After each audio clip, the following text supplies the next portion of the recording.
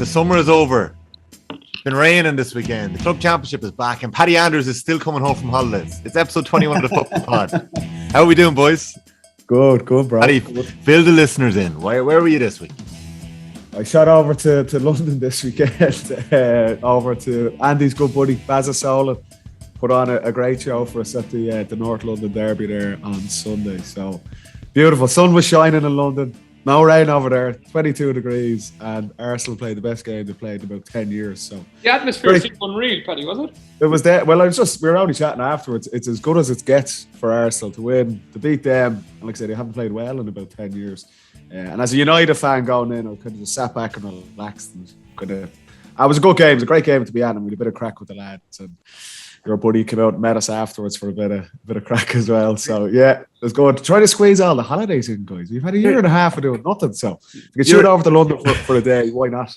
You're an event junkie, and do you know what? You're really good at picking the right events as well. Ronaldo's debut, Arsenal's best performance in a couple of years, and the Emirates looked really nice as well. It looked really slick. So yeah, that was Paddy's weekend, Andy. Here's the idea for the next 10 pods. We can do Paddy's little holiday review. 40 minutes of review. Like Catching Thomas here, no frontiers. Andy, you weren't away this weekend, were you? No, we club championship. We got bet by Westport. I was doing okay, lads. I was doing okay, right? So it was going okay. And then after the last quarter break, I run into full forward, and Lee Keegan comes in marking me. very demoralising for a 37-year-old who's well past his best. But we came second. But it was a good game. You were talking afterwards, and from listening to you, and we're not going to do a full breakdown of your post-match interview here, but you were, but some of this. You had a tough enough first half. You were 9-2 down, and then you came out and there was a bit of a comeback in the second half. Yeah, so we very, very poor first half. We were, they destroyed us. It could have been more, to be honest. Now we could have popped in a few as well, but they could have got 14, 15 points in the first half. They missed a good few chances, but we came out second half. We were outstanding, to be honest, and we got it back. But then they had a bit of quality coming off the bench. They had Colin Moore, who's in the Mayo squad. They had Ben Doyle, who's in the Mayo squad. O'Shea McLaughlin, who's past member of a senior squad as well, under 21 player a couple of years back. And they had a bit of quality, bit of vavavoom coming off the bench, as they say. It took us. And we got back to level 55, 56 minutes, but they just pulled away with a goal and a couple of points at the end. So, no, we'd be very happy with the second half response, and hopefully we play again this Saturday. So we need a quick turnaround. Best of luck on that one, Andy. Yep. Paddy, one bit of news this week was Jack O'Connor coming in at Kerry. Like, he's brought in Kieran Murphy, he's brought in Michal Quirk. You know, Kerry have moved fast, so we've got a winter now of previewing what Kerry are going to be like in 2022. Yeah, well, look. I thought straight away, once he'd stepped down from Kildare, that he probably had a bit of background there, that he was told that the job was his. So I was surprised when over the last kind of 10 days or so, there was different people being put forward, and it looked like they might have gone in a different direction. But ultimately, it's gone to JackO. And like I say, once, I don't think from any of the conversations or interviews he would have done that he was going to leave Kildare until once Peter Keane obviously was under pressure after a semi-final defeat. He came out and did that pretty ballsy interview in terms of throwing his name in the hat, and then he stepped down from Kildare. So I just assumed straight away that he was going to be the man. He's had massive success with them in the past. He obviously feels he can bring that back.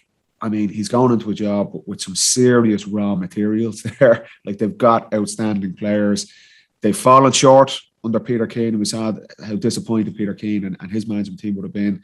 You know, ultimately, when you're in Kerry, it's about winning the All-Ireland, and anything less is seen as disappointment. They would have been gutted with, obviously, last season against Cork, but would have felt again they probably underperformed against Tyrone. So, look, he's gone in. It's September. They've 2 or 3 months' work to get done, which I'm sure JackO will have grand plans to get them up and running.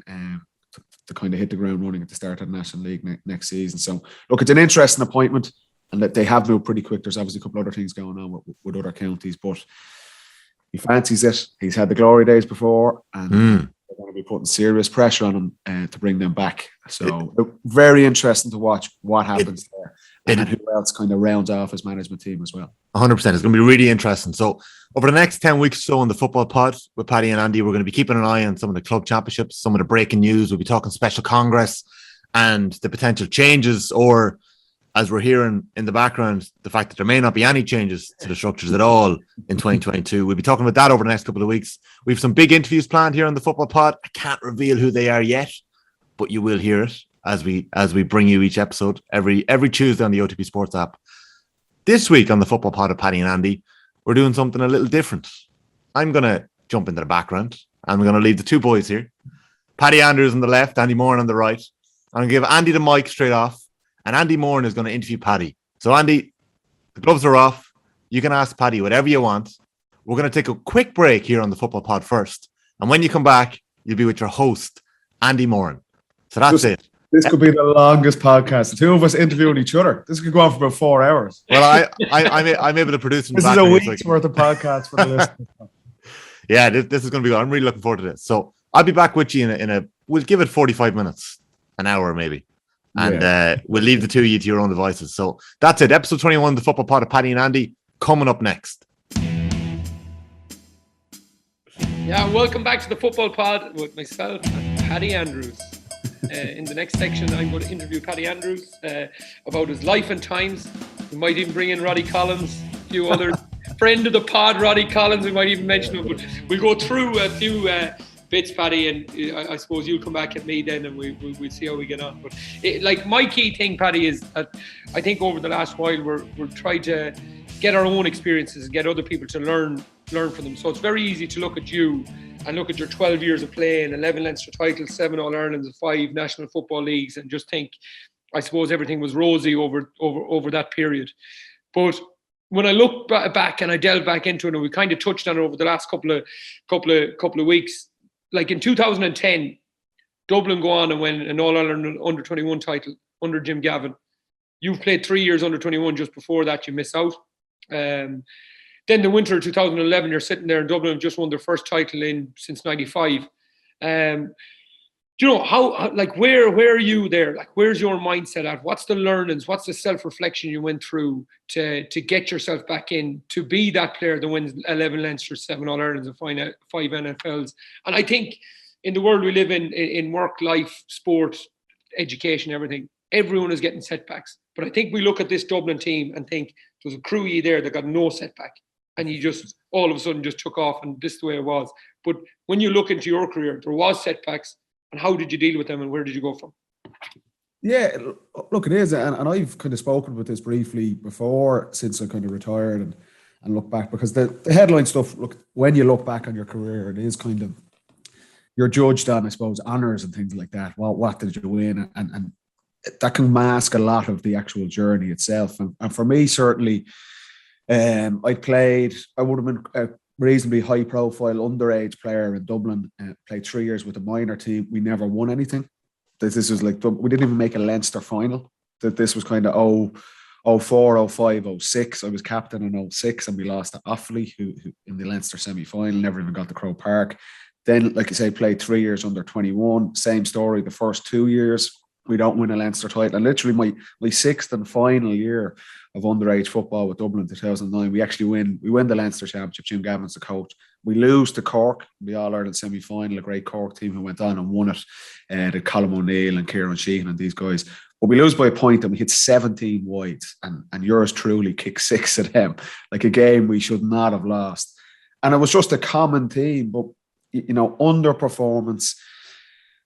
Myself, kind of not a whole pile of self-awareness for me at that time. I just assumed I played all these years underage. I'd been kind of tipped to be a senior player for Dublin and was kind of just cruising really at that point. And that can happen with a lot of underage players, that even though on the face of it, looking back now, we weren't performing. I wasn't getting the best out of myself, and certainly our underage teams weren't. We weren't. Dublin should have been competing to win All-Ireland titles. We couldn't even win Leinster. So I kind of carried that mentality in, and sure enough, in 2008, I made my debut with Dublin under Pillar Caffrey. Same story. I was 19. I played a couple of championship games, and then we lost to Tyrone in that All-Ireland quarter-final in 2008. Dublin were kind of struggling at that point. We'd won Leinster titles at senior level, but again, similar to our underage teams, we weren't in the mix to win All Irelands. Pat Gilroy comes in 2009. I'm playing again. Same story. We get hammered in that famous game against Kerry in the All Ireland quarter final by 17 points. And me at this point was still I was thinking, I'm grand here. I'm 20, 21 years of age. I played championship games for Dublin and just assumed that I was on the right track. When I really, looking back, and particularly to where I finished my career and the preparation and the focus I had, and particularly the whole team, like the journey that team went on and the culture that was there at the end of my career, it was chalk and cheese to where I was at starting out as an underage player. And that kind of came to a head where after Dublin lost in 2009, and this has been spoken about a lot, Pat Gilroy really just said about this whole culture needs to change. Everything from not just me, all the players, our attitude, our preparation. And I know, Andy, you guys probably went through something similar with James when he came in, that Mayo had kind of struggled for a couple of years. And the whole thing needed to be revised and revisited. And we needed to really question everything we were doing. So Pat started this process in 2010, got to an All-Ireland semi-final. So the team was moving on, but I wasn't. I was still in my phase. So of that. give us an example. So what were you not moving on with? Like, because I was still going out having a crack with my mates, hanging around with the lads from school and going on the beer in college and things like that. We actually won the Sigerson Cup in 2010. Yeah. I was captain. So it was a Sigerson Cup winning captain, and that was a team that had Brian Cullen, Philly McMahon, Cathal Craig, Brian Sheridan, these guys, really top inter-county players from around the country. And I was the captain and we won it. And that kind of nearly just fed I probably shouldn't have been, to be honest. But Niall Moynihan made me captain and we won it and we had a great time. But I was still I wasn't being as professional as I needed to be. And you can kind of say I was 21, 22 years of age. That can happen with a lot of players, but the penny hadn't dropped for me. And is that missing sessions, or is that just not recovering properly? No, not never like missing sessions, but just not. We touched on it, Andy, particularly when we're talking about towards the end of our career, how we finally started maximising our potential. And we look at players and we're talking about someone like Darren McCurry last week. I wasn't doing anything extra. I didn't think I needed to. I was like just cruising. I'd go train and then I'd go meet the lads, recovery stuff, your diet, everything. It was just, I was assuming that my talent alone would be enough, because it had to that. Like I said, I played underage. I like say Sigerson Cup winning captain. You're thinking, geez, you're ticking a lot of boxes here. But Pat, to be fair to him, knew there was way more there, and he challenged me a couple of times on it, and the penny just wasn't dropping for me. So even though Dublin were starting to change and they were getting a bit of steel, and they won it, they bet Tyrone for the first time in 2010 in the quarter final, and they lose to Cork, and Cork won to beat down in the final, and Dublin probably could have won that All Ireland semi final against Cork. So the die was cast, the culture was changing, people were working harder, they were trying to get every last drop out of it, and I wasn't. So 2011 comes around, and I'm not playing still, and I've been on the squad, like say, for 3 years. So your apprenticeship should really be over at that point. You know what I mean? You've done that. Now it's kind of step into the first team and develop and become a bit of a leader there. And I wasn't. And Pat basically just turned around. At the end of the National League, we lost to Cork. We were 7 or 8 points up against Cork in the 2011 league final, and we lost the game. So there was still vulnerability there in that Dublin team, and Pat was raging after it. And I'd been a sub, hadn't really done anything in the National League, and was still going out with my mates. And he basically just turned around and goes, "Look, you're gone. Get out of here. I don't know what to do with you. Go back to your club." And it was only at that point. This is incredible immaturity, and the kind of lack of, like I say, self-awareness was a big thing. That it took for that to finally happen for me to kind of cop on. And did you, like, when that call came from Pat, right? Did you have like that 2 weeks where that month where you go, I couldn't give a crap about that, I couldn't give a shit about that, and you move on? Or was it straight away, or was it like? No, to be honest, Andy, it kind of hit straight away, because I just, believe it or not, and again, looking back, you're going, Jesus, what planet was that? I didn't really see it coming, which is, you know, if you're dropped, or guys have been, anyone listening upon, been dropped off a squad, or they're not playing, you kind of get a sense, you know, you're under pressure. Whereas with me, I was like, what's Pat ringing me for here? You know, it was that. So it did kind of hit straight away. And then as the summer develops, you're kind of, you go through phases like, oh, geez, I don't I don't care, and you're trying to put a brave face. And like I say, I was 22 at the time, 23. I think I turned 22 or 23.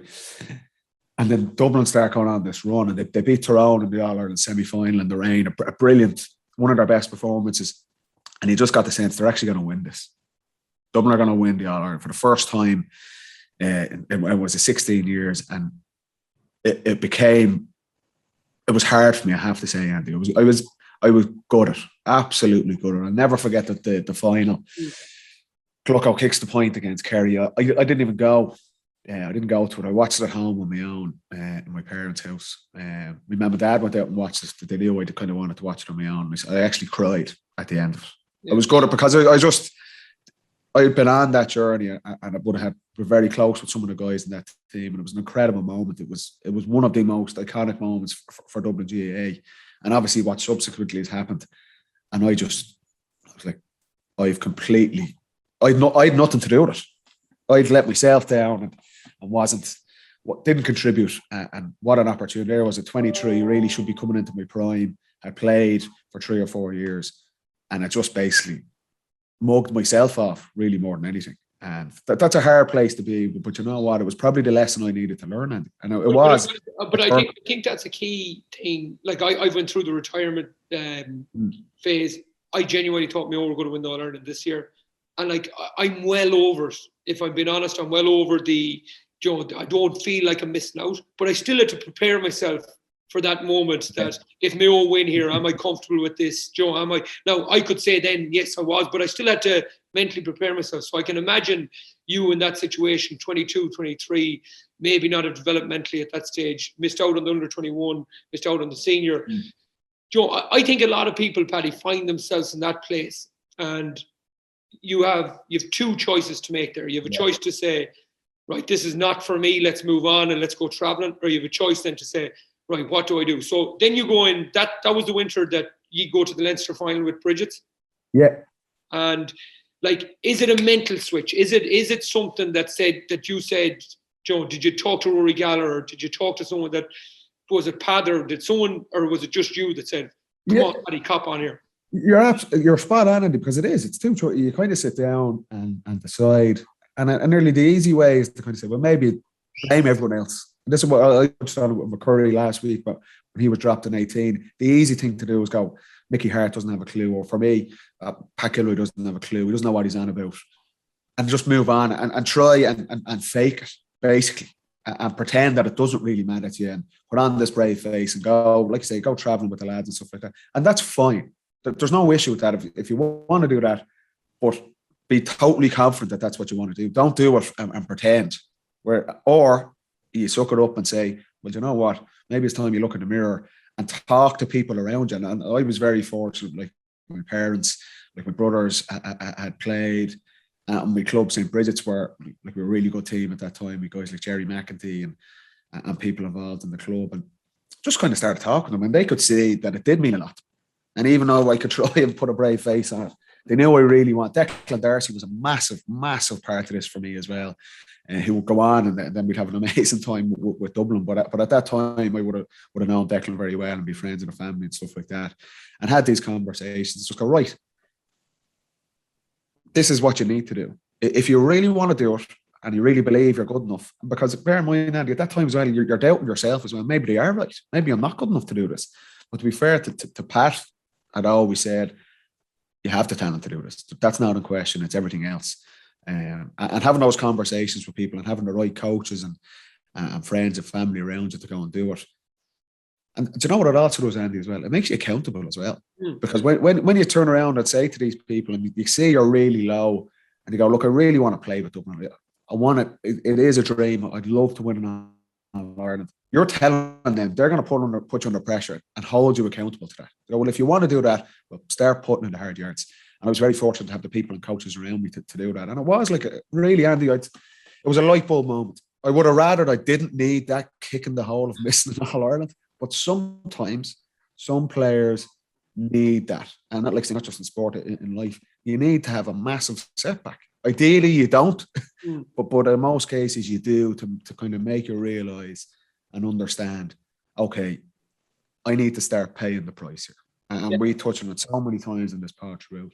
And for me, I always said this, my Dublin career started in January 2012, not in January 2008. The 4 years I'd done before that, I was selling myself short and selling the team short. And it was a valuable lesson for me to where I was able to finish with my career. And I'm very grateful that it happened, despite missing out on that incredible day in 2011. Yeah, like me and you have similarities, I suppose, in the way we kind of played, and we played in backs and we played in forwards, and we like even the ball win and stuff like that. So there is similarities in it, but where we're very kind of different is that I wasn't a star underage. I was making squads, never getting on the teams, getting dropped, at minor. Then at 21s, I was a bit better, but I was always the fella that I was the maybe guy, where you were the guy, you were the Kyle Coneys, the Aidan O'Shea's of 2008, where you were the man. You were playing under 17 Ireland with Pierce Hanley and Kerry Brennan and these guys, Michael Murphy. So you were the guy that Dublin were looking to come through. Now, right, so one, did that put extra pressure on you? And secondly, when you had to change in 11, the winter of 11 and 12, was it just attitude, or did you change something in your game? I think attitude was the biggest thing. Yeah, and did I feel pressure or underage? Not really. I probably should have, because, like I say, I was kind of tipped to be this big star with Dublin, but I wasn't delivering. Like I was on these teams. I played 3 years minor, was a captain and things like that, but I didn't win anything. Like this was the other thing as well. I was kind of just thinking, well, the feats didn't hurt me enough. I would say back then it was just like I was just plodding along, drifting. I always use that phrase. I was drifting. I was just kind of, talent will get me here. I'll be fine. I had a great time, great friends, great crack, all that stuff. But if you're talking about a serious footballer and trying to win, I'd regret not winning underage All Irelands. Like, I thought we had teams and players like Dermot Connolly, Keane O'Sullivan, Johnny Cooper, these guys. I think we did underperform. We didn't win a minor All Ireland title and under 21 All Ireland title. That came later for Dublin. The 3 or 4 years after, and the guys like Kilkenny and McCaffrey and Mannion, they won multiple All Irelands at underage. I would regret not doing that. But the biggest thing, without a doubt, Andy, was attitude. 100%. Like I said, skill was there, but I wasn't. We touched on it so many times. Maximising potential. It's like the tagline of the pod when we're talking about teams. I wasn't. I really, really wasn't. And the attitude, without a doubt, was the biggest thing. The stuff like nutrition and analysis and preparation, that all comes as GA and Dublin in particular put a real focus on that as a group, and you buy into that. But just having the mentality to know that you need to do that. I didn't think I needed to, because I was playing underage and playing with Ireland and Sigerson Cups with DCU and stuff like that. I was cutting corners and didn't think I needed to.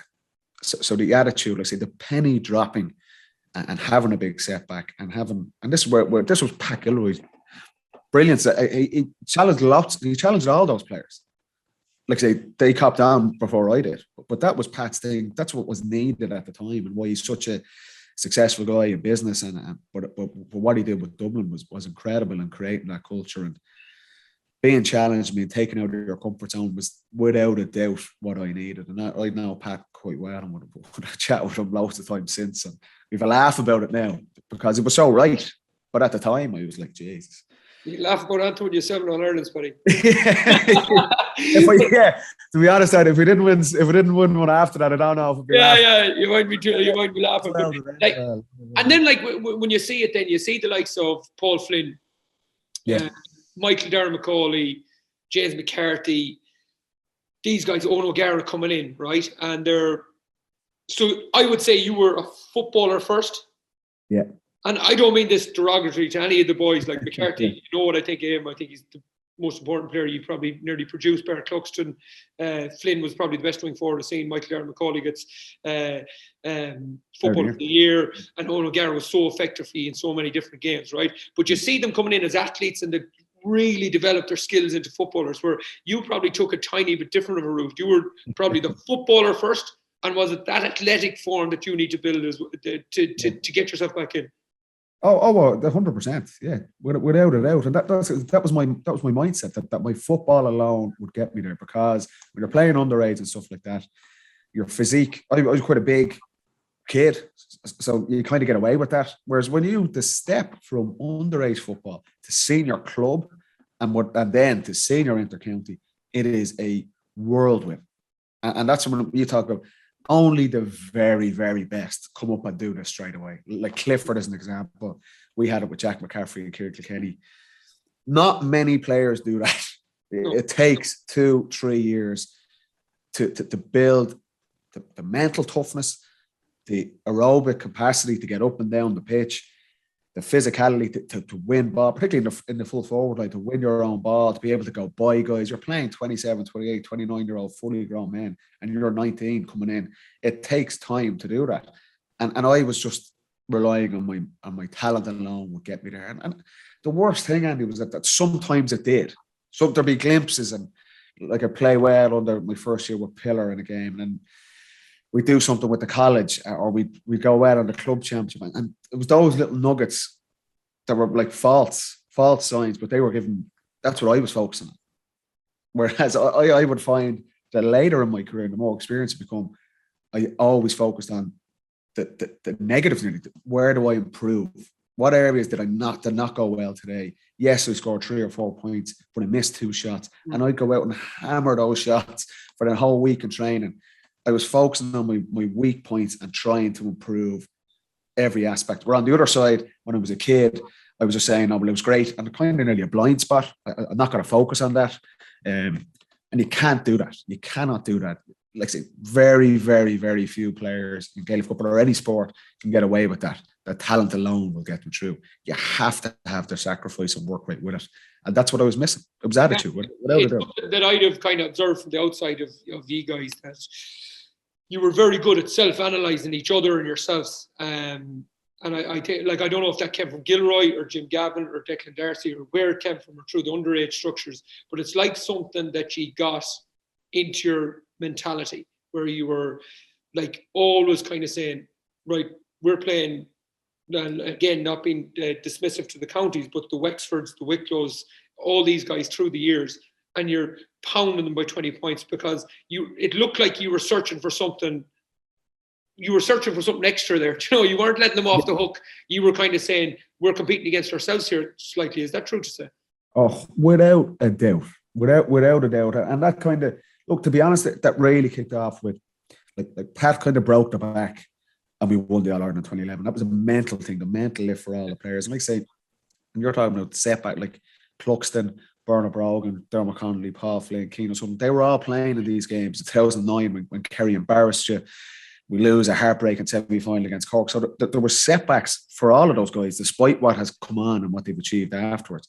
So the win in 11 was a massive mental thing, whereas what Jim came in, and the genius of Jim was this kind of culture of, and like, people laugh about the process. Like, every single time we took the pitch, we had targets of what we want to achieve. It was never a case, and people laugh at you, they don't believe you. It's like, if we were playing Wicklow, we're playing Wexford, we're playing whoever, and we're red hot favourites, we were still going out to perform. Yes, 99 times out of 100, we understood we're probably going to win this game, no matter what, really. But performance was the biggest thing, and everyone, that's hard to get everyone to buy into that, Andy. And when you've got 35 guys and everyone outside is telling you that game is, you're going to win that game by 20 points, why does it matter? Our focus was on performance, and that was driven from the coaches, but then also the players. And we were very fortunate to have some brilliant leaders, guys like Stephen and Johnny Cooper and these guys, and great coaches, that was driven into us. And you're right, it was always about, no matter what the score was, and guys like I've been coming in off the bench, or Kevin McMenamin or Cormac Costas coming off the bench, I have to perform. That's my chance. Even if it's 10 minutes and we're winning by 15 points, I need to take the right options. I can't be selfish. I can't try and kind of force scores myself. I need to perform for the team, or else I'm just not going to play. And we were very blessed that we had the coaches who demanded that, and the players, the depth of the squad we had, the players had to buy into that, because if you didn't, you were gone. You just weren't going to play. Everyone's place was on the line, no matter who you were, whether it was Bernard Brogan or whether it was myself coming in, or a younger guy coming in. You had to apply, though, you had to kind of play to those standards.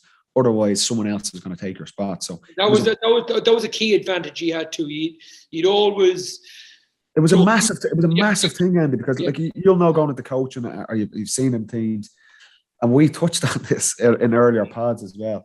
It's easy for coaches to say this to players, and it's easy. Every coach wants this to be the case, but if the star players know they're the star players and know there's no danger of someone taking their place, or they don't have that depth or the quality there, are you going to get 100% buy-in? Maybe, but more than likely you probably won't. Whereas with Dublin, because of the squad we had, it was a brilliant situation for Jim. Was brilliant for us, but also the players were brilliant for Jim, because he knew he just put it on to the players. He goes, look, if you don't do it, I don't care. You just won't play. Someone else will. And he'll be every bit as good as you. So, Paddy, if you don't do it, well, Kevin McMenamin will do it. And he's just going to take your place. So it was a perfect storm nearly for both sides. And it was a massive advantage for us to have that.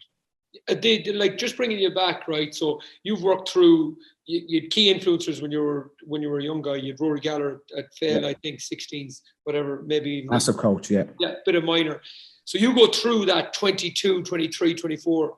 Like, when you get to 23, 24, then, and you're on the pitch and you're kicking, you're trying to get yourself back into the Dublin squad. You have the dream of winning the All-Ireland. Do the messages then because I know myself, I had John O'Mahony when I was a young guy. Yeah, his messages nearly became more clear to me at 25 than they were at 19. So, like, could you hear the messages that Rory was trying to tell you at 14, 15, 16 when you got to 23 and you were trying to get your way back? Yeah, and that's, like, you can't underestimate the influence of having, you know, a brilliant teacher or a brilliant coach.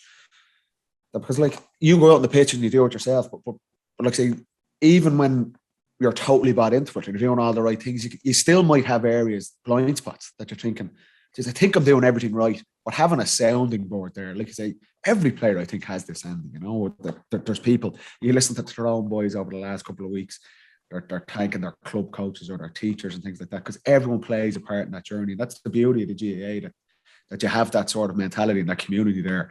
And certainly for me, like you would say, 2013 was James' first year with Dublin. That was my breakout year. You know, I touched on it last week. He plays me in the National League and I score, play well and get man of the match in a couple of the league games. And it was just having Declan Darcy there kind of in the background. Or Jim himself, you know, like, played underage with Jim and just have given you the confidence and saying, yeah, that was really good. Here's maybe an area you can improve on for next week. And this is what I was touching on with Tyrone and new coaches this year. Once you start seeing tangible benefits from the sacrifices you're making, you're just like, you'll do anything then. you know, like Tim and Deck and the coaches and Martin Kennedy was our strength and conditioning guy at the time. He's with the IRFU now. Brilliant guy in terms of getting physically ready to play. And obviously we played Cork in the National League in the opening game of 2013 in Pro Park under lights. And I scored 5 points for play and get man of the match. And after that, I just gone, oh my God. Like, sitting in the dressing room with one of the dodgy bits of crystal, the fake crystal that you get off Adidas. The thing probably melted there about 2 weeks later. But just sitting there looking at it, kind of going, why was I not doing this? Yeah. I've wasted 4 years of my career. I put in the work, making all the sacrifices, totally bought into this. James giving me an opportunity. He's giving back in me. This is what's achievable.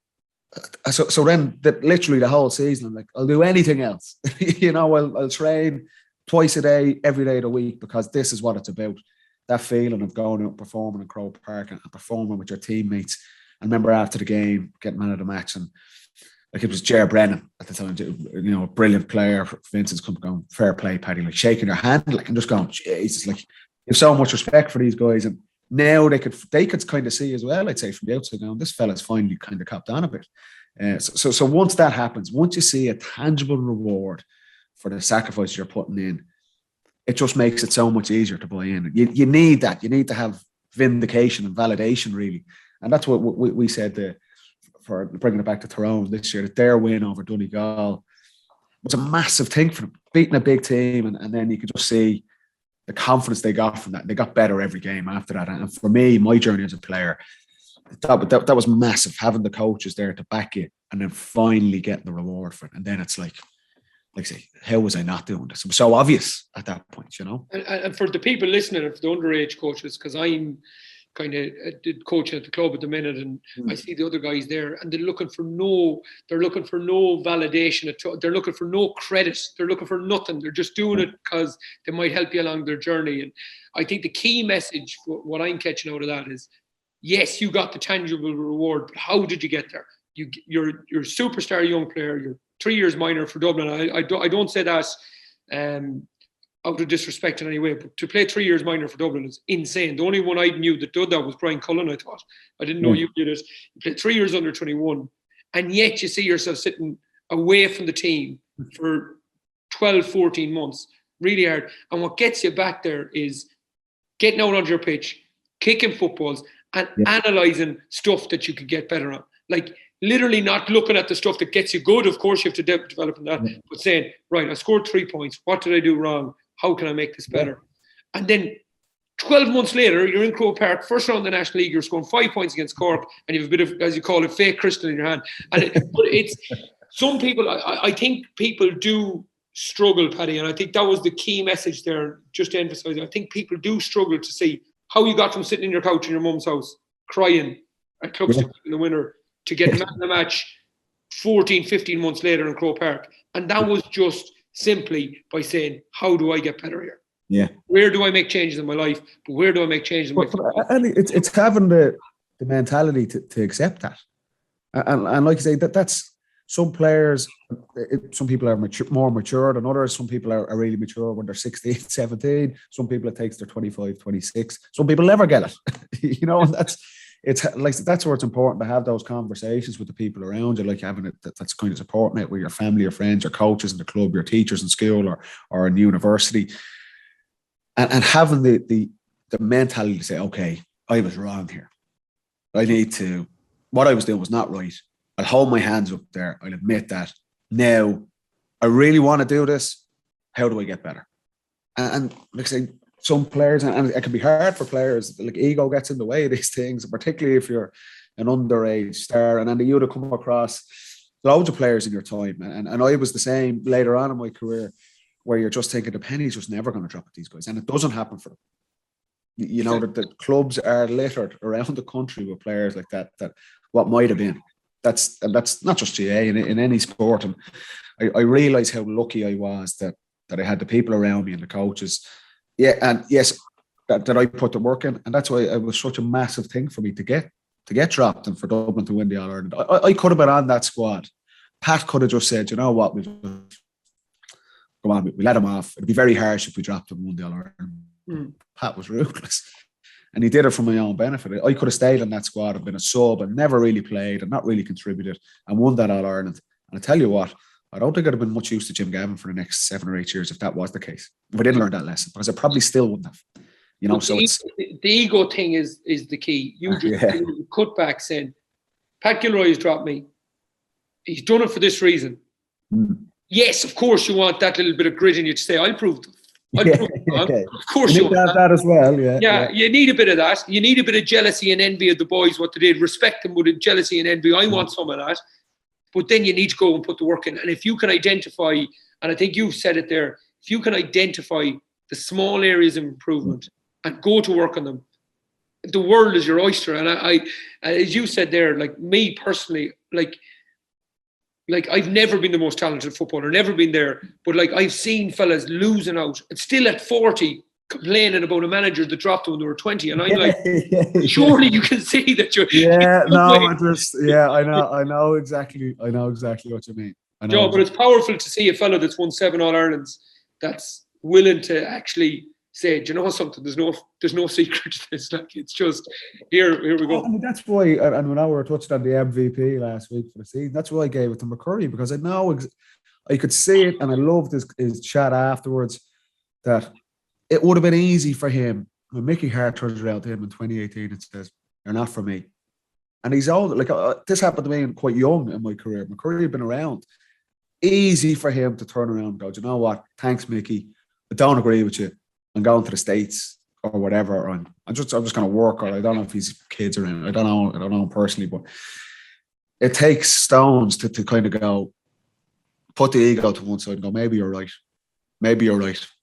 And I need to go and I need to work on my game. And the easiest way for me, Gaelic football is not that complicated a game. I don't feel. If I'm a forward, am I fast enough? Am I fit enough? They're physical things. Do I need to work on that? Am I strong enough? Can I win my own ball? Can I go by players? So if not, I need to go to the gym. Am I technically good enough? Can I kick the ball over the bar on my right foot or my left foot from 30, 35 yards? That's the game. That's Gaelic football right there. It's easy to analyse it. And if you're not good in one of those areas, well, go and get better at it. Go to the gym, lose weight, put on weight, whatever's needed for you. You know, it's easy to see if you have the mentality to say, well, I'm not good at this area of the game. Well, how do I get better? Talk to the coaches, talk to people who you respect. There's loads of people who tell you you're not good. We touched on last week. I wouldn't be looking to the media telling you you're good or you're bad. That could be quite false. I talk to people you respect and coaches respect, or teammates you respect in your club, in your county, on your county team, and they'll tell you, you know, you're not good enough at that. You can't win your own ball. You're too slow. It might be as blunt, but they'll give you areas where, and you say, okay, now we're talking. It's the 28th of September. You have 3 months before the season starts. So what are you going to do with those 3 months? Are you going to go to London with me every weekend? That's no use. That's no use. Yeah. If you're finished, knock yourself out. But if you're talking about going back playing into county football next season, what are you going to do with those 3 months? You know, and you really should start a blog. I'm hoping to get a travel show. Do Off the Ball have a travel show as well? No. Yeah, I think that's a brilliant way to finish it. I'm just going to ask you a few questions. Our friend of the pod, Roddy Collins. He reckons you need to tell the true story about this Man United thing. He reckons he wined and dined you. There's definitely wine. I don't know if there's much dining. Yeah, I give you the fine china in the house, you know, and you drank, and you had fun. You signed for Monan, and then you bottled it. This is what he reckons. This was 2011, yeah. So this was the road it was going down. But Pat gave me the bullet. Roddy was straight on. I know Roddy. He lives around the corner from me. And he's like, through Roddy style, he sensed an opportunity. So he says, listen, come around. And it was decent at soccer. Right? It wasn't great now, but they were in Division 1 at the time. So the Rod squad wanted to be in the mix. And I went around the train. And this was what I was thinking of doing. Instead of like, you know what? Forget about the guy. I'll try and make it. Try and get signed in the transfer window now next January.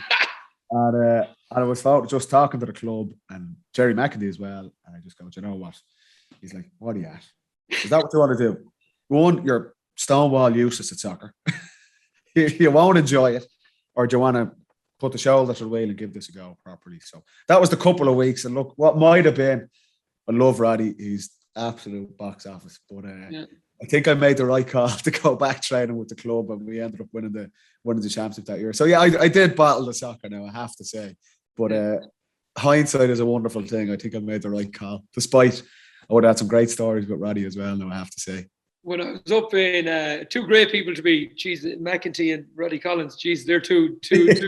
Like, I'd like a good conversation. I'd like to see that fight. But what was I going to say? Sorry. I was up in St. Vincent's actually when I retired in 19. I had to do an off-the-ball gig. And Eamon Fennell was there, do you know? It was before the Dublin final. And Fennell was there and he was telling stories about pulling Barry Cahill out of his house in his pyjamas. This Venga bus. Was it the Venga bus you used to call it? This was Dublin. Were you ever involved in this Venga bus? No, it was just before. My brother would have been. Patter would have been, yeah.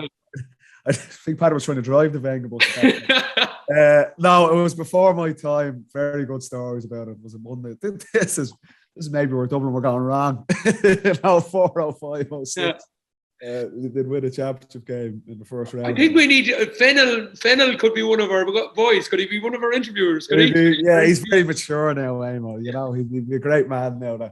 Looking back, but no, there was definitely some good crack back in the day now. But it was just before my time.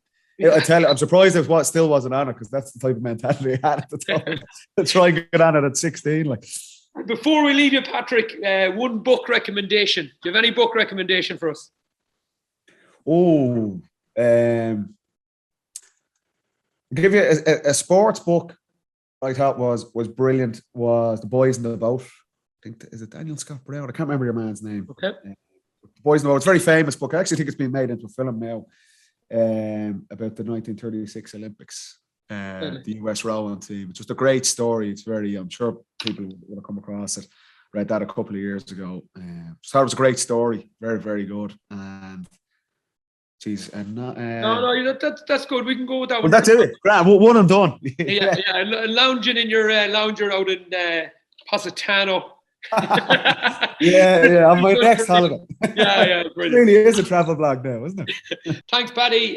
We're just going to leave you now with the real story from the horse's mouth of the time you nearly signed for Man United. Well, Tommy, just a few questions for Andy to ask Paddy. Right, and I know what you're thinking. I'm out here in Spain after just arriving on my boat. Well, you know what? You're not wrong, Tom. You're not wrong. Andy be probably saying that flash bastard out there in Dublin. So look, it is what it is. Anyway, more down to Paddy now. 3 questions for Paddy. One of them is, Paddy made a name for himself up around Castleknock when he was a kid, before he ever put on a pair of boots. And they were called Paddy's Carnival Nights. Paddy's Carnival Nights was a big party up in the house on a regular basis. One rule, you had to take your shoes off so you wouldn't dirty his mother's carpet. That was one of them. Another one, Paddy wore a hula hoop skirt and a hula hoop coconuts at a Hawaiian party at my house many years ago. I hope he doesn't deny that. And finally, Paddy's version of events when he signed for me is totally different the way you're going to read in my book when it comes out. Paddy came into my house, accepted my hospitality. He signed the contract. He shook me hand, he gave me a hug, he drank me tea, he ate me breakfast as well. And as soon as he hit the media and bridges were kicking up, Paddy bottled it. Shame, could have been a very good player. But anyway, Andy, I am down here, and it's because Mayo lost. I was booked to go to Echo Island. And when this last Saturday week, I just said, that's it, I'm not going to Echo. I was going to be jumping around Masterson's pub and Duggart and Martin Brennan's pub in Westport. That was my plan to enjoy Mayo winning an all, but it didn't happen. But anyway, just getting back to the boat, your opinion on it, I think it might need a lick of paint, lads. What do you think?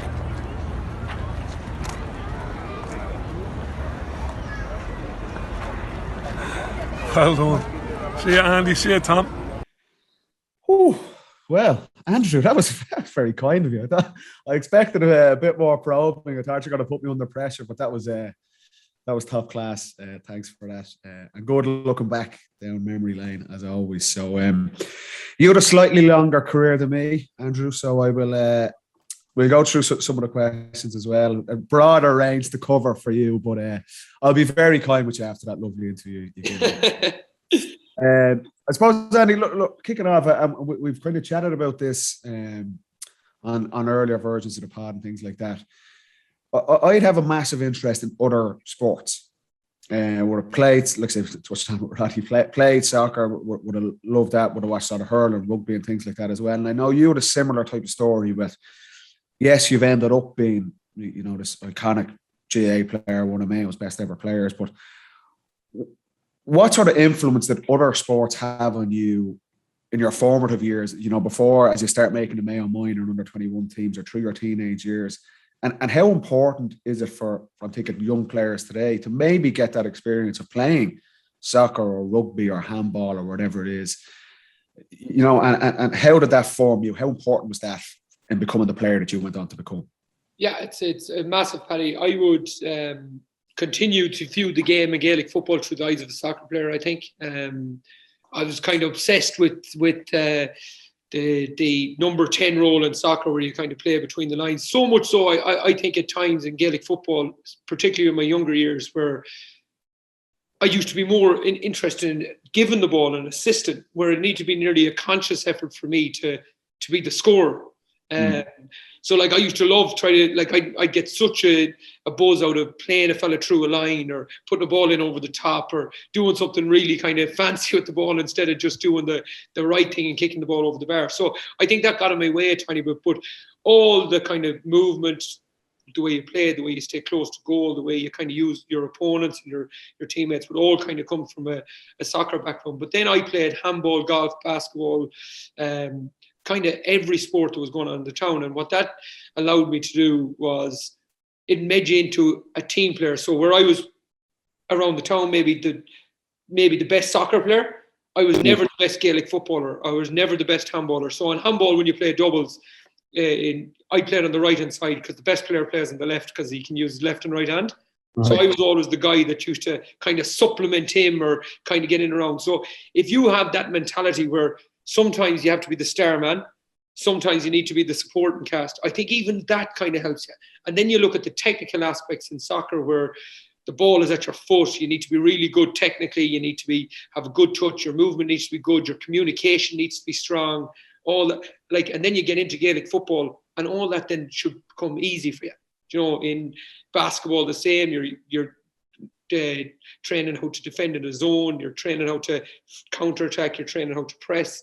All these games, I just think, kind of supplement a player into becoming a better player. But I think the key one is sometimes you're the best. You could be like you as a young fella. You could have been the best Gaelic footballer because you were big and you were strong. But then you go and play with soccer with all kind of inner city lads who would have a way better touch than you. They'll be running around you. And then all of a sudden you have to adapt your game and play a different kind of role and maybe be a centre-back in soccer or be a striker in soccer or centre-back in Gaelic and play different kind of roles. And I think that's always helped. And when I look through my career, even the Mayo team now that's playing, the likes of Diarmuid O'Connor, really exceptional soccer player, Stephen Cohen, and a top-class swimmer, a water polo player, would you believe? You know, like we'd Gavin Duffy who played, rugby, and Aidan played basketball. You know, all these guys played different sports, and I think it just gives you a fuller kind of picture of what a sport should be. And on top of that too, we were very lucky. Handball, we had the best handball club in the country at the time, and we were coached by a guy called John Gaffney, who was an All of Famer handball coach at the time. And to see him in action, his grandson Rory plays up front for Shamrock Rovers at the minute.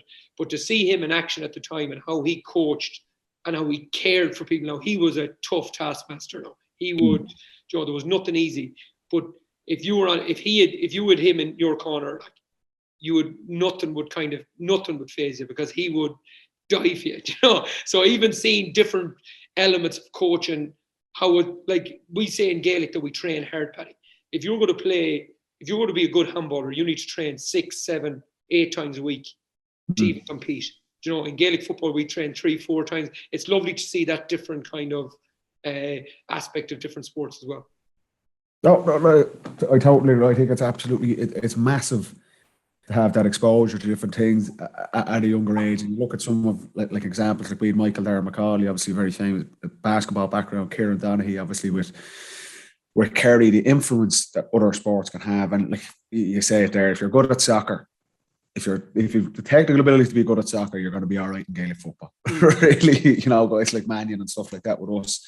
Jack McCarthy would have been very similar as well. So it's interesting to hear that because you do see other things, Andy, particularly in the States. I've seen a documentary about Andre Agassi. You might have seen it on Sky, where parents seem to just push them into one sport, and it's so excessive at that point. And I think fortunately we don't have that mentality in Ireland, but you do see that you have to be so dedicated to one sport from 3 or 4 years of age. I always would have been the exact same as yourself, that the exposure to different sports, the physical and technical challenges they provide, have such an influence on how you perform as Gaelic football. You could always see that I felt with your game, that your movement was very, you could see that you were thinking about it like nearly like a soccer player as well. Like, so it's, I wholeheartedly agree with it. And you gotta there's huge advantages in when you look at the soccer players like Shamey Coleman, Duffy. I don't know if you've seen them kicking the Gaelic football in the Viva. You look at their games, they're not technically the best soccer players in the world. Are they using elements of Gaelic football in soccer? Are they using their physical ability? Their, like, is Duffy using his ability, his aerial ability in the box? Do you know, are they using, is John Egan using his stuff? Do you know, and Ireland is a team of kind of Ireland is a country where we've a good level of soccer, good level of rugby, good level of Gaelic football, and all these kind of sports kind of supplement each other. And the key advantage Gaelic football has for everyone is that you use your hands and your feet. So you use kind of your four limbs, which gives you a huge advantage no matter where you want to go. As the Australian rules, rugby, Gaelic football, or soccer, it gives you a huge advantage. So my thing would be the exact same as you, and I'd be worried at the minute that soccer clubs are trying to tie guys in there at 14, where I think it's too young, where if you're going to make the call, make it at 16, 17. I'd encourage parents to get their kids, allow them to play. No, it's hard on a parent. I can see it myself. You have 3 or 4 different sports going on. I've only a 6-year-old girl, and she's playing tennis, swimming, Gaelic football, and you're gone every day of the week. But it's actually really, really good for them because it'll help them in every other element of their life. And like you go into business, Paddy, and if you're only used to being the star man in a Gaelic football team, like, you're not going to be the star man at work. You need to learn how to be that, that second player, the third player. You might get to the top eventually, but you need, and other sports that you're not very good at will give you that kind of exposure to that as well. Yeah, there's benefits not just on the pitch as well. That different environments and operating them in your soccer or GAA or basketball clubs. It's massive. And I totally agree for parents with kids and to kind of get them as much exposure to different things as they can. I'm going to go down the road here, Andy. I know you're a massive, massive fan of college. Yes. You try. I'm back to college myself, but definitely exaggerated. If you could go back and play another Sigerson again, by God, you'd bite their hand off for it. I only realised, Tommy sent me on, you won 3 Sigersons. You were in that great Sligo YT team, and then the all-star selection of Jordanstown when you spent some time there.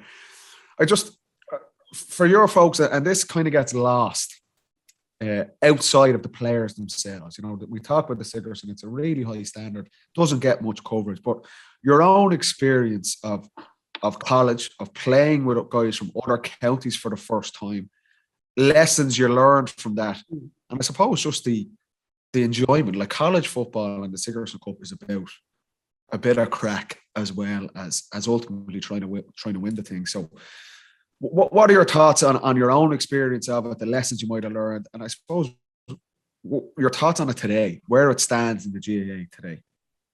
Yeah, I think it's huge. I think basically where it stands is straight away is it gives a kid who's, particularly people who might be good enough to get a scholarship. I wasn't one of those when I first went to college, but guys that are coming up, we're trying to keep our top players playing our game.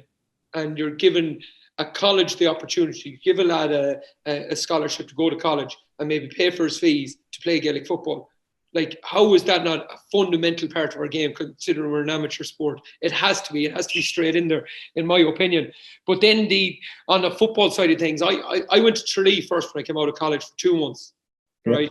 Missed Mammy too much. Home I came, broke my wrist, got an operation on my wrist. I didn't go back for 2 years. So I went back when I was 19, and Sligo had just won the Sigerson. They didn't win it the year they won it the year before that with an unbelievable team, just players from everywhere. Great team. They won it in a storm against UCC. I think it was amazing. And then we went in, and I was lucky enough, I was privileged enough to win with a team with Kevin Cassidy. Now, at the time, Kevin Cassidy was just an incredible footballer, and that team was littered with really good players, right from all the Mayo Bucks, from Paul Durkin in goal to Pat Kelly at full back to Brian Maloney to all these guys. A guy called Paddy Brady then from Cavan, Kevin Cassidy, Barry. Is this 04, Andy? This is 03, 04-ish? Yeah, so this is 03, 04, the time we won it, and then we won it 04, 05 as well. But that team was just brilliant. But Cassidy was the man. Like, he was the man. And for me to be exposed to a guy like him was insane. Now, I couldn't socialise with him, like, because I'd have ended up maybe in Scotland or somewhere after it. But like, to see him playing football and to see him dominating games from wing back, like, was just all I needed. Like again, I went down there. I wasn't great. I was on a Mayo panel, but I was only just on it. I didn't really believe that I was good enough to play. And then all of a sudden, I just started chipping away. Paul Finlay was there, class player from Monaghan, Christy Toy, just watching these guys. And all of a sudden, then I could compete. And them lads started trusting me as a footballer, giving me the ball. Then all of a sudden, I was thinking, geez, I could actually maybe, get there. And it was college that gave me the belief. Then in 04, 05, we beat Queens in the final. We hadn't a great team. That wasn't a Galacticos team. That was, for me, the Sigerson I remember. That was the Sigerson I remember. Yeah. We were very poor at times. I think we finished 6-6 against Queens in the final. In full time. We got a young guy, Jamie Murphy, harshly sent off after 12 minutes. I had to go back, wing back. And we bore it out, and we drew 6-6 and we won it. But that team was crazy. That was the singing going in on the bus. That was the parties going on afterwards. That was all there was meant to be. And then lucky enough to go to Jordanstown then in my last year.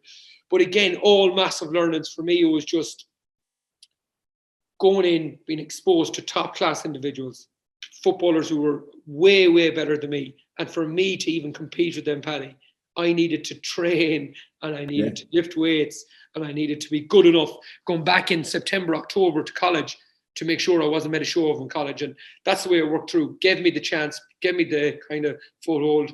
Went to Jordanstown then, met great influences like even Peter Donnelly, who's now with Dyer a few, I think, working. But met his uncle Adrian McGuckin from Ballinderry, a superstar coach, but just a great influence. Mickey Moran was there. I had Mickey in 06, and just see the way the northern guys think about football, care about football, operate around football. Like, they love it. Like, it does mean more to them. Like, and football means a lot to me. But by God, it means, I remember going down to Pete Donnelly's club, Nafina in, where is he?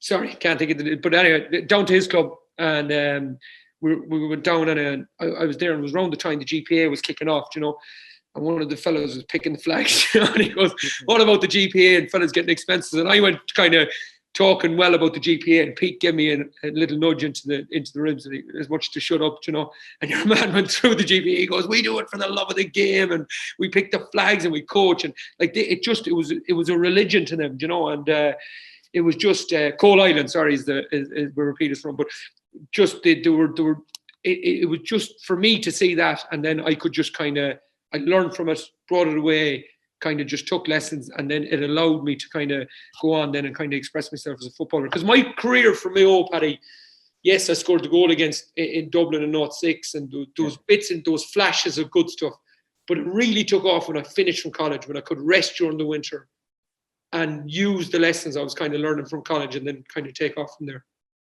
It's massive, and it's so interesting to hear that side of people talking about college football, because like there's no two ways about it. Where it sits in the current calendar now, inter-county managers probably see it as a bit of a nuisance. That the schedule, it's there in January and February, and it eats into their guys, and they're looking going, I want these players for the National League or under 20s. It clashes with that, and you're kind of thinking players. There was always an issue with even under 20s championship, or under 21 for us at the time. It was a championship game on Saturday. I can't play the college game on the Wednesday. And there was always back and forth. But when you actually break down the lessons you learn and how valuable it is to the development of players, and that window from coming out of school, we touch exactly what I was talking about. It takes a couple of years to go from 17, 18 to be ready to play senior inter-county. The Sigerson is a brilliant avenue for players to develop there. And exactly what you're saying, we had it with DCU, and I know two of the best players of our generation, Paul Flynn and Michael Murphy, lived together in DCU, and were like as thick as thieves, the pair of them. Openly, both of those players would speak about how influential they both were on each other's careers, in terms of Murph trying to get the physical attributes of what Flinner was like, and Flinner learning about the technical stuff that Michael was so good at as well, and sound like that. And there were so many examples of that in my time with DCU, and exactly what you're saying with Sligo and with Jordanstown as well. So it is, I think it's a great angle to look at that. It's not the Sigerson, winning a Sigerson is brilliant, but the lessons you learn and how it develops players as well. And I know you've been a big advocate of it as well. Yeah, but Paddy, just one on that, like Paul Finlay for me, right? So when we were minor, we played Tyrone at minor 0-1. And I remember looking at the Tyrone v Monaghan video before we went up and played Tyrone. And basically Tyrone were playing against Paul Finlay, like it was the Paul Finlay show. He was amazing. So I was always kind of intrigued by this guy. And we go down 0-3, 0-4. Armagh come back from winning the All-Ireland in 0-2 to play Monaghan in 0-3, and Finlay kicks the lights out to beat Armagh. The next year he kicks eight or 9 points. And I go into training the next year. I don't have any kind of confidence myself. I think I'm okay, but not great. And this guy, it was hard to get boys training then because our team was that good. Like we had a ridiculous team. So, but there was one fella that was always there, and that was Finlay. And I just thought, me and Shawnee McDermott were actually there together. Shawnee just lived out the road from me, and we were thinking, if this guy's going to training, if we have any chance of making this team, we better be going to training. So there could be 8 or 10 guys there. Dennis Johnson training us, and it's just there. And Finlay kicking ball. And like for a young guy from Balladreen being exposed to that level of excellence, like it was just. I knew I had to get near that. I knew I had to work that bit harder, you know. Massive. It's an eye-opener, yeah, absolutely. And hopefully the GA kind of takes some of that on board because it is a massive competition for lots of players around the country. So, Andy, you've made no secret. You're going down the Jose Mourinho road. You're mad into coaching. You get that kind of passion from you, you know, and like I say, we only kind of started speaking probably for the first time earlier on this year, starting this pod. And without a doubt, the infection you have for the game and your enthusiasm and your attitude towards it is incredible. Going down the coaching road, and you'd see this with soccer players that when they go down, they'd always take influence from coaches they've played under. And for you, starting it, who would have had the biggest influence on you as a coach? Was it some of your underage guys and that set you up, or was there guys at senior level where it was just an eye-opener going, Jesus, this guy is off the charts? Who are the best kind of coaching experiences you've come across that you might base your own style on when you go down the road? Yeah, so I think the whole kind of coach manager thing is something that you I think it's going to become merged now. I think it's going to become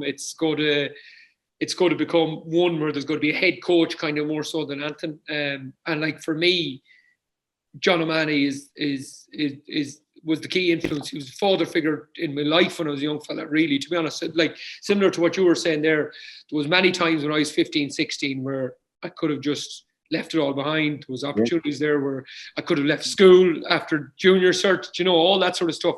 And his kind of football influence and little nuggets around the time was key for me. Like his preparation, we were 15, 16 years of age. Like the prep he made us do, the questions he'd ask. If you went to O'Mahony and I'm sure Jim Gavin was the same, you went to Jono with a complaint, like you better be ready to answer 3 questions back about yourself before you go. So you'd have to have your homework done before you go. So all these top guys would have that, and he would be a key influence on me. But more on the coaching side of it, I remember Keane O'Neill coming into us in 2011, and we weren't really exposed to that. In 2012, we weren't really exposed to that level of coaching and detail until I seen him. So he would be still a major influence on me. He was just like, he brought us to a new level. Like he brought us to a new level. And he was only with us for 1 year. But was that physically, Andy, like your athleticism, your physical training, or was it analysis and your tactics and things, or was it a bit of both? Everything in terms of like we weren't like, I think the biggest mistake that can be made about Donegal and Mayo in 2011, the same as Dublin, is that you could say, oh, these boys were no good. We were good, like we were okay. Like we got to a National League final in 2007, and even in 2010 when we got bet by Sligo and Longford, in that National League we bet Kerry, Cork, Derry and Tyrone all away from home that year. So we were actually quite good, only that we made it, we could make excuses too easy. We could literally just go, you didn't track the man, but he didn't give me the ball. Joe, he didn't do this, but you didn't do it. Joe, we'd make excuses too easy, and we were kind of just always kind of looking for an out. where when Horn came in 11 and Keane O'Neill came in 12, there was no excuses. If you didn't do your job in the video, it was pointed out to you. You were saying, why aren't you doing this? This is what we need to do. This is the way we need to get better. And for me, just kind of looking at him, his preparation, his attention to detail was huge. Donny Buckley then comes in 13. Again, huge influence on me. Massive in terms of we'd have very different personalities, me and Donny. We'd have clashed in the past. We would have clashed because I'd be very kind of positive and high-fivey and American kind of stuff at times, but he'd be more down to brass tacks and say, just get it done, stop it all the nonsense and just go. So we would have clashed. But I think in a lot of ways we'd have merged kind of in our way of thinking and what the skills of the game should be and how you should really focus on the basics of the game, being really good at one job. Where I think we're in a world now where everyone wants to be good at something that they shouldn't be good at. Where when I focus my job on just literally win the ball here, Andy, and try to put someone through a line or kick the ball over the bar, life became very, very easy, Paddy. I'm sure you were the same. It gives a real focus. It gives it a real focus. So they were really good, and then we'd Buckley right through, and then before that, again, a game changer for me was John Morrison and Mickey Moran in 06. Not because they were not like we didn't win the All-Ireland. It wasn't that we played particularly well. We had that great game with Dublin. But there was a different way to do stuff. We're like in Mayo, we're very like, we haven't won this All-Ireland. Round your shoulders until you win it. You can't walk into a pub with kind of pride about yourself, or you can't walk into a public place with pride about yourself until you win this All-Ireland. Where John Morrison was like, hold on here now 1 second. He goes, you can have fun and play good football. And he implemented fun, a very serious character, excellent coach, very different viewpoint to looking at the game, but showed that there's different ways around it. And then, sorry now for dragging it on, but then the other coaches I remember is my time in Longford Town. I was just blown away by the level of detail. The week of a game, you don't tackle each other. It's all about technical touch, position, all that sort of stuff. The way we did a force course in Longford at the time, and there was a guy called Brendan Constantine there, and we always had to go in, watch the games on a Saturday evening that Longford were playing, who was the best player, what position they were playing, and why were they so good, how you covered, pressed, the forward movement, all that. So there was a lot of kind of influences around the place, but they were the main kind of coaching in a Gaelic football in terms that I had. Yeah. No, and that it's fascinating because like, when you have a career that you've had and that length, and now that you're going into it yourself, it's what lessons you can kind of take from those different guys, because we've experienced, and I wouldn't ask any bad coaches, but what you've seen over the course of your career, club, school, college, county, guys that you go, that's brilliant. And then there's other guys you come across and go, I definitely wouldn't use that. That's not my style. So it's interesting to hear that those couple of things, and I love that bit of the variety that a new coach can bring, that you can have exposure to one coach and one way of doing things, but like I say, particularly like the Northern coaches we touched on in Andy, they're brilliant for innovation. And I was like that. We had Rory Gallagher come into our club, this guy from the north, coming from Fermanagh down into a Dublin club, and we were only kids at the time, and he had a massive impact on the underage players in St. Bridget's and the schools there, because it was just a different way of it. I hadn't come across it.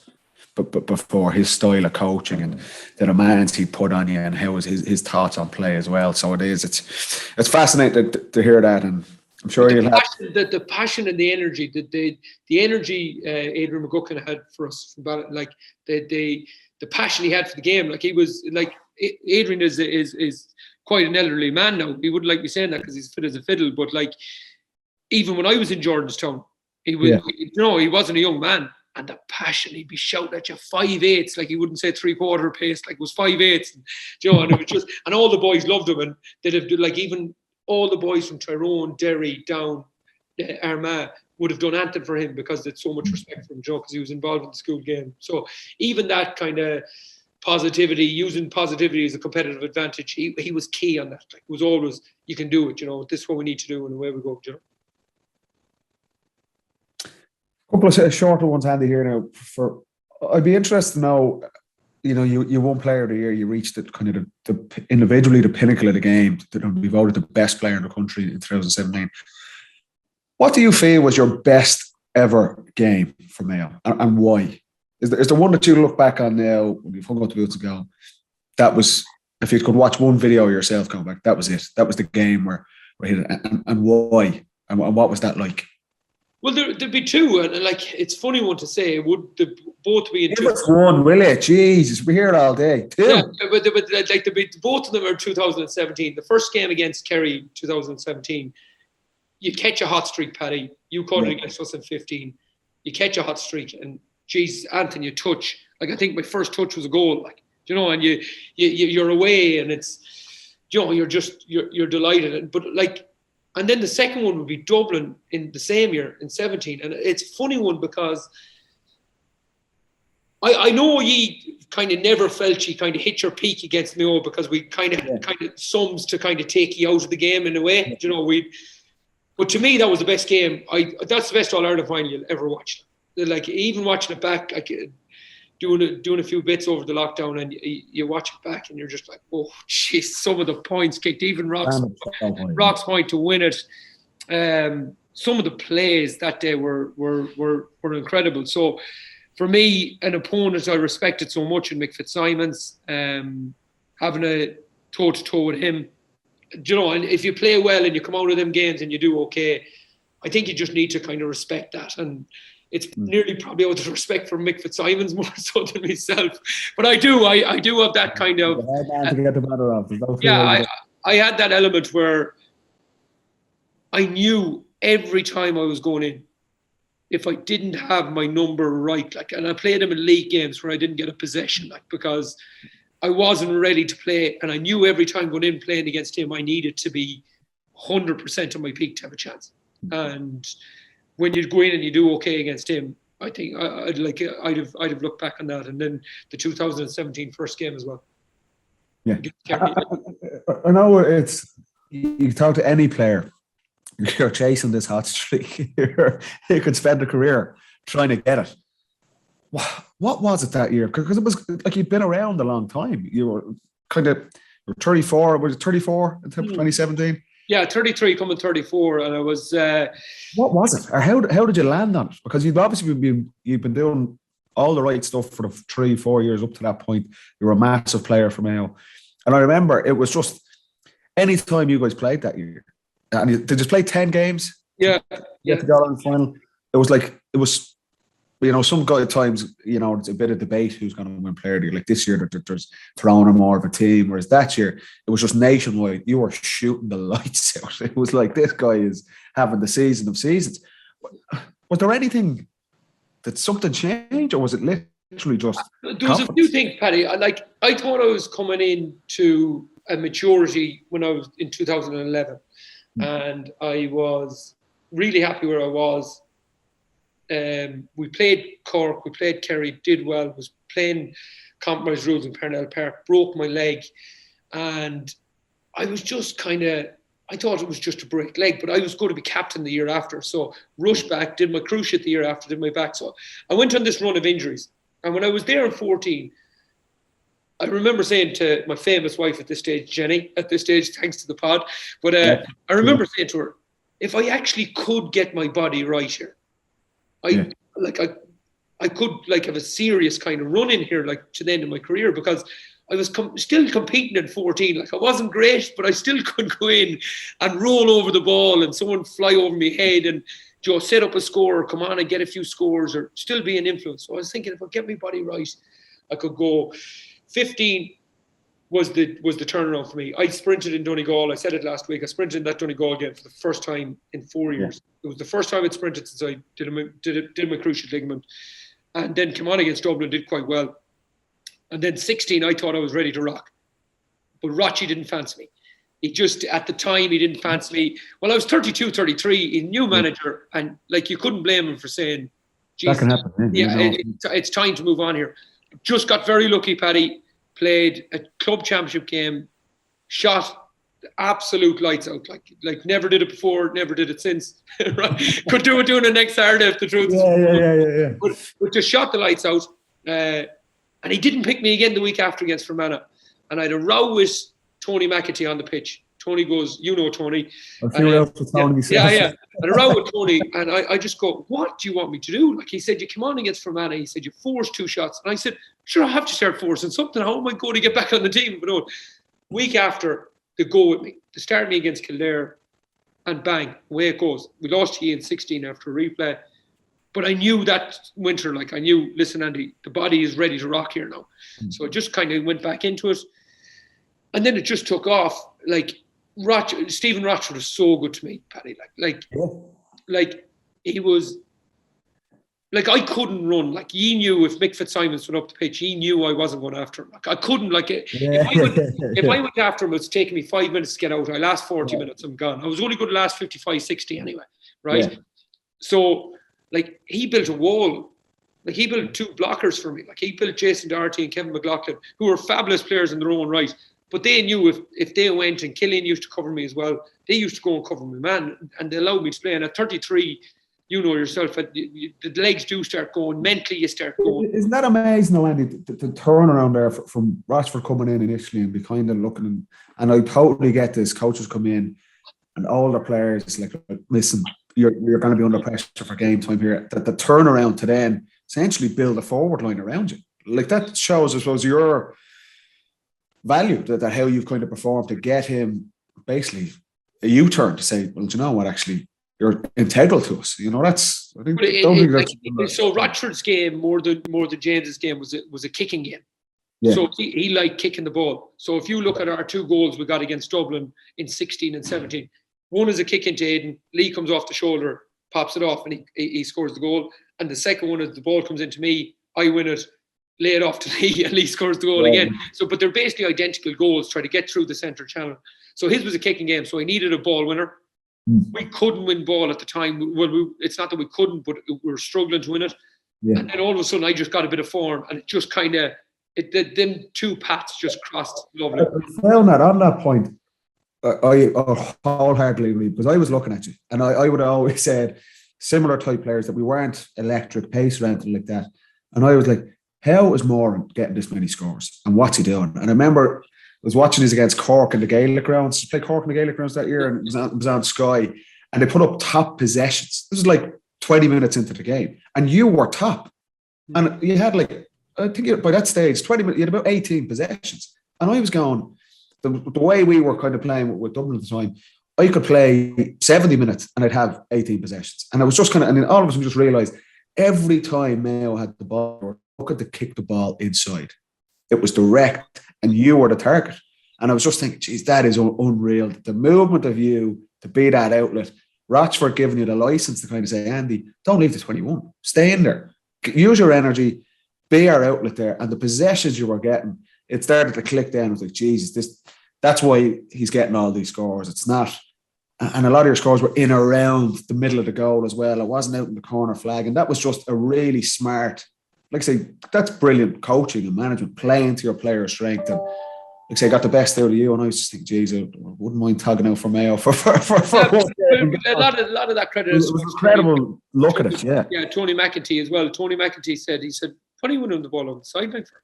Yeah. What are you running up the sideline for? And I was kind of like, he said that to me as well. Yeah. Yeah. So I need to win the ball. Like, and he just goes, yeah, but you're no good winning out there. Sure, he goes, we can get anyone can win the ball out there. They're soft possessions. You're looking for soft possessions. So they admitted that I wasn't allowed to go 10 yards either side the post, but like you bury your legs, Paddy. You know yourself. You're doing shuttle runs all day, like So they had to be smart kind of runs, and like the boys around me were just. Like I've often said it, like Jason Doherty to me in my second half of my career was my team player. Yeah, he was the guy for me. Like he used to just go at the 45, Mick Fitzsimons or Philly Mack going up the field. He used to go, I have Mandy, and I used to park myself back in where I needed to park. From the best games and the Manichays, I found this is my first year out of kind of inter-county football. When did you realise yourself, you're 2 years out of it now, was there a moment where you just knew yourself, you sit down with Jenny and say, look, I'm out. This is it for me. Was it a tough decision, that transition of, because you had 16 years, I 12 with Dublin, you had 16 years in that thing. It's a massive I mean, you see the passion you have for the game. It is massive in your life. What was that like, and how did it come about that that's it, so I'm going to hang up the boots? Yeah, like 17, Paddy, was fatal. Like there's no point dressing it up. Like 17 was fatal. Like, yes, I individually had a great year, but I did feel I'm sitting in the hotel room in 17 and I'm thinking, is there any coming back from this? Then like 18, then we had the little fella. He didn't sleep for 8 months. My dad died then 5 weeks later, and I was just kind of thinking, we had a horrible year in 18. So when James rang to go back in 19, we said we had the chat, as you said, we sat down. She said, you can't finish like we finished on 18, because she'd be like Jenny. 18, the Kildare match, Newbridge. Yeah. Without the qualifiers. Yeah, so we had a horrible in our personal life that time. It was like, yes, we had the birth of the young fella, but it was a horrible year. Went through it a bit mentally that winter, and then like when Horn rang, then James rang. It was just kind of like, something. Don't finish on that. Go in for another year. But like, I was done before it started. Really, I was done before it started. I was. I knew it was. I'd say you knew last year was your last year too. Oh yeah, I remember the exact same conversation. We'd on the flip side that 17 you felt was nearly a fatal blow for you guys. We won in 19, and I've said this, and subsequently Jim obviously finished it after that. The 5 in a row for us was like felt like a culmination for that group. Yeah. We've been building towards it for so long, and then we did it. It was very emotional. It was really, really emotional after winning that, and the celebrations and everything that went. That was the pinnacle. So I was nearly ready to go at that point, particularly when Jim left then as well. It just felt like that's the end of that. That's time to kind of the next phase to come through. And I was ready to go. Very similar to what you were saying. That winter, I was like, I actually spoke to a few of the lads and was thinking, I'm out the door here. Physically, I wasn't good. I felt I was struggling to be good enough anymore, to be honest. So that's always a part of it. But then mentally as well, you're thinking, maybe this is the time to go. And I met Desi, exactly what you're saying with James Horn, and said, no. And I actually left it to him. I said, what do you think? Like, if you're a new manager coming in, do you want to clear out exactly what you would have spoke with Rochford about? Do you want to clear out the old lads, really? And put your own stamp on it. And to be fair, Desi was like, no, I actually think he can still play. I want you to hang on. So I was like, right, fair enough. I'll give it another go. And it turned out it was a shit show for me. It was like I was injured, did my hamstring 3 times that year, and then COVID kicked in. So I definitely knew I was finished, and I had no kind of qualms about it. Whereas you would have felt that in 19 that Horn brought you back. And did you enjoy it, or you just knew it was kind of? But I consciously enjoyed it, Paddy. Like I literally said. I wasn't I was the main talker in the dressing room for a long time earlier before it started. I got hard to believe. Yeah. But like then it was just I consciously said, don't go in, don't be influenced, because Joe, you have a different philosophy. I was at that 35 years of age, you're a bit crankier, so I'd have consciously been quieter. Yeah. Like now with the boys, I'd have had the crack with the boys, and I'd have had good times in that 19 dressing room, but in team meetings and stuff like that, I'd have very rarely kind of talked and stuff like that. And I was kind of assessing it and seeing what James was really good at and trying to take lessons from him. And even then, you were thinking about your own coaching, like lessons. Oh yeah, I was thinking about coaching 14 when I was injured, Paddy, because I was thinking I didn't think I'd get back, So I was kind of thinking then. I've been coaching the club for a couple of years now as well, so it's. I was kind of doing that anyway. So it was, it was a real interesting. Like really kind of enjoyed it, but in a very different way. We won the National League, which was lovely, and like you were flaking us in 19 in the semi-final. And I remember just looking up and just thinking, I had 10 minutes there to myself. I know, but the ball never came near me for 10 minutes. 10 minutes there to myself, thinking, yeah. Good times. Let's move on. And I just kind of wiped my hands with it then. And like, was it difficult? 100% it was difficult. It wasn't anyway difficult up to March 2020. I went to my last game, worked for a local radio station, did the Mayo v Kerry game. And about a month later, then football was gone. Remember football? That was the last day of football that day because of COVID. And a month later, it hit me a bit. And then I just started doing different stuff then. But it hit me then. I was there was nothing to do. I had to think about it. I know football. And then I missed it for a while. But there's not, Paddy, I'm sure you're the same. Bar actually the fun of playing the game and the bit of crack afterwards. There's not another bit of it I miss. There's not. Yeah. You know, I think I read. Here, Andy. Yeah, I read another bit, a bit from Joe Canning, and I loved it. Geez, I was at it for so long. I was at it for nearly all my life. Yeah. So, I look at a video now of Balladrine playing the game, and I'm way too hard on it. Even now, I'm 37, coming 38 in November, and I'm still thinking, why haven't I doing this and this and this? And I'm just I'm exhausted thinking about it. So I can look at everybody else doing it, but once I'm on the tape, I struggle with it. So there's none of that I miss. There's none of the coming up to the All-Ireland final there was none of that pressure, none of that anticipation, none of that. Pressure, it is, yeah. And then, but the game itself may be tiny, but the aftermath is what you miss. Yeah, and the decision itself. When did you announce it? I announced it, would you believe, a week before. I remember getting grief. I announced it the week before you played your first game against Kerry in 19. And they said, the Dublin boys are having the crack at me on Twitter. They said, you couldn't even give us the 5 in a row. Looking for some airtime. But I was doing an interview and I just said, I rang James. I said, listen, I'm going to announce this. I'm just letting you know first. Yeah. What did James say? Or was it a quick conversation? Or he knew I was gone. He said, are you sure? I said, I'm 100%, James. It's time to move on here. And I remember. Quite easy in the end, in a way. Oh, yeah. It was a relief off my shoulders. Yeah. It was done. And I remember just thinking, I'm a grown man here with 2 kids running my own business. And I'm running around with a pair of shorts on me on a Saturday evening. And I said, it's time. It's time it's time to grow up here, Andy. You know, I need to look after it. And my own little girl, she was coming to that age where she was going to football and stuff like that. And I needed to just kind of concentrate on that. So I was very comfortable. I was doing a couple of interviews that week, coming up to and I just said, you're never out of the media now. I know, yeah. It's all going to change, Paddy. You're taking over, man. The key is to get out first, isn't it? Yeah. There, hoover up all the good stuff. Yeah. Or someone better comes along. Yeah. So I just was doing it. I said, you know something? I said, by the way, I'm actually retired. I'm out the gap. Yeah. You had a good run though, didn't you? Oh, we did good innings, and but I seen them times in 04, 06, not all them through to 09, and how it changed in terms of professionalism. With great times early doors, the crack was best of all worlds. Sometimes a bit too much crack, but look, we got there. Yeah. But they were. Listen, Andy, that was top class. I actually enjoyed that one. So we give Tommy credit for that. Tommy's finally changed the contracts again, but that turned out pretty well. So Andy, thanks a million for sharing that with us. That was top class. Patrick, appreciate it. Well, boys, I'm sorry to interrupt. I hope everyone at home enjoyed that. Let's go to bloody work. I'm in work.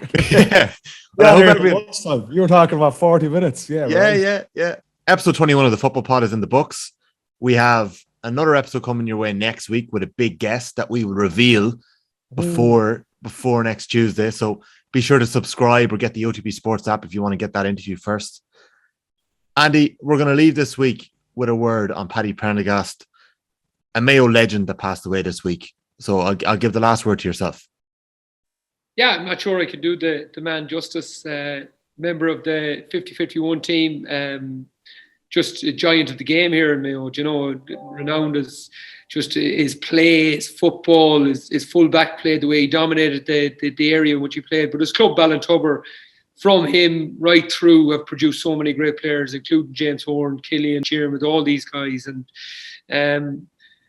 but what a legacy to leave. And I'm sure he thought when they lifted the cup and Sean Flanagan lifted the cup in 51, they wouldn't have been the last team to see it since. But an amazing legacy, an amazing person, someone that we're very proud of, keeping our flag flying down in Kerry for many years. And I heard his teammate, Dr. Mick Loftus, talking on the way to the All-Ireland final on I think it was off the ball as well. And they're amazing characters, and they have great stories to tell, and hopefully someone has documented along the way as well. 100%, and commiserations to Paddy's family. A real legacy, Andy, you're right with that one. Lads, we're going to leave episode 21 of the Football Pod there. It was a pleasure listening to you. Fantastic stuff. Really enjoyed it. And I'm looking forward to catching up with you again next week. So thanks a million, and to everyone at home, thanks for listening in, and see you soon. See you guys.